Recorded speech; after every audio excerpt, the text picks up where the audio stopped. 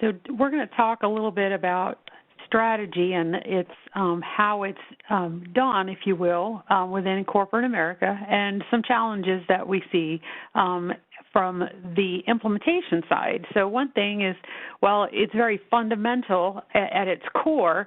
The reasons why is it helps you understand your company, but also the industry that you're in. So you're not functioning in a silo, and allows you to grow and change and improve your business in the world that we live in.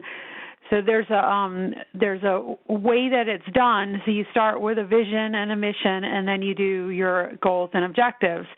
And when you understand your company, it allows you to have a clear vision into how you participate in the industry as a whole. And it also lets you determine what your risks are, how you're going to mitigate them, as well as how to mitigate the competition that you have from other companies within your industry.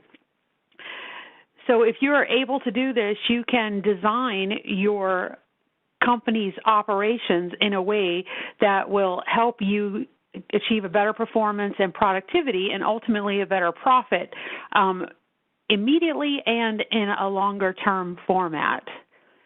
So we live in a changing world, and that's probably a gross understatement. So there is a concept, VUCA, volatile, and ever-changing. And so I want to give you an analogy to help kind of put this into perspective. So about 2 years ago, which would have been in 2015, I was in a presentation, and we were talking about this VUCA concept and the amount of changes that our world is subject to. And the presenter made a very interesting comment, and it's since seen it validated in several places, and that is that if you take all the inventions in time up to the year 2000, they are dwarfed in comparison from the inventions from 2000 until 2015. So if you think about that, the amount of change in a 15-year period dwarfs all the changes in time up to the year 2000. That's a huge statement.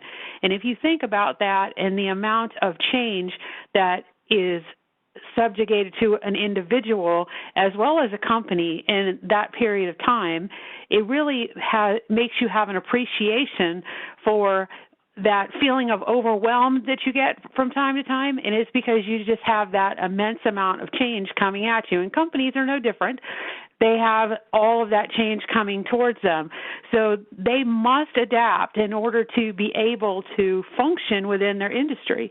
So if you take a look at that go on, how many of you think about when you got your first cell phone? I don't know about all of you, but mine was in a bag, and it was like a brick. It was extremely heavy. You had to tote it around. And you had 30 minutes of airtime on your plan, and you're like, oh, I'll never be on there for that long. And now you're thinking, I burned 30 minutes before lunch. So it's a huge change, and the change is faster and faster every year. So if you think about this, there's another example here. There's if you thought as a horsewhip maker that the invention of the automobile wasn't going to impact your business, if you look at it today, there's almost no horsewhip makers left. There's maybe one or two, and they are very small niche businesses, whereas previously they were almost on every corner in every town because there were that many people that had horses that they were using for transportation. So very distinct ways people need to look at not only what they're doing now, but what trends are there and how things are changing. When you do that, it allows you to have a vision and be able to see where your organization is going. And this is not just for the right now, but it's so that you can help determine what's your purpose and where's your destination, how are you getting there. to chart the path, if you will. That's what strategy is all about, is figuring out how you get there. This is where we want to be. The implementation side is the execution, where we'll talk about in just a moment. But you have to have an understanding of what's the purpose, what are the goals, what are the objectives that we're trying to meet. So there is a study that PMI has chartered, if you will, with The Economist. And this looked at strategic execution with whose responsibility it was to execute and how did that work. The majority of the respondents were strategic implementers, strategy professionals, and also C-suite individuals themselves. So we're going to look at what some of that feedback said and how we can work on it. Did I just do that twice? So one thing is, if we look at what did the executive say about strategy, the essential thing is that there was consensus across everyone that was asked that they don't implement strategy very well within their company. So if you look at where their challenge is, almost 90% of them say that implementing strategy is one of the most important things that they do, but only 56% of them say that they have been successful at it. So just over half think that they are able to succeed, but 90% of them almost say it's extremely important. So that's a huge gap in performance between it is something that is essential or very important to their line of business or their business overall, but yet only a little over half of those folks are able to see a successful implementation. So if you look at that, does that mean that their strategy is bad or their implementation is bad? There's probably a little bit of both, and we're going to have some conversation about what that looks like moving forward.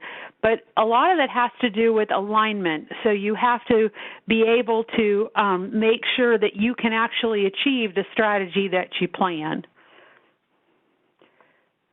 So some of the challenges when you look at why do they say only a little bit more than half of strategies that are developed become successful.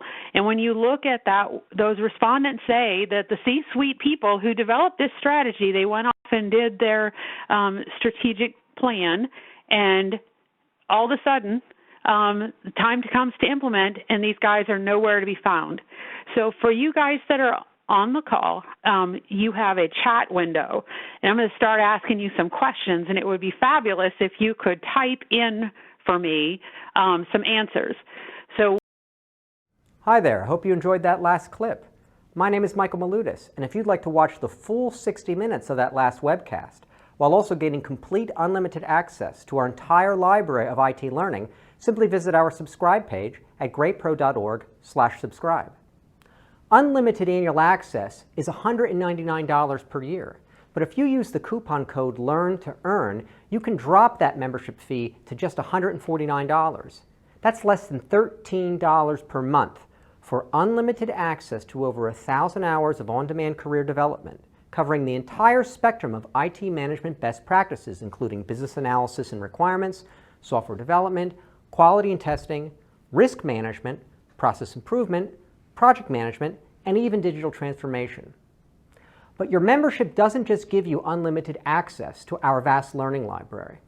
You also get free access to our mobile app, as well as direct access to our network of over 300 of the world's leading IT consultants, all of whom are dedicated to putting practical knowledge at your fingertips so that you can learn more and earn more. I hope you will join me in becoming a member of the Great IT Professional and advancing your career with us. And if you're on YouTube, don't forget to hit that subscribe button above so that you get notified whenever we publish new free webcasts each week of the year. Thank you for your time and best wishes for your continued success.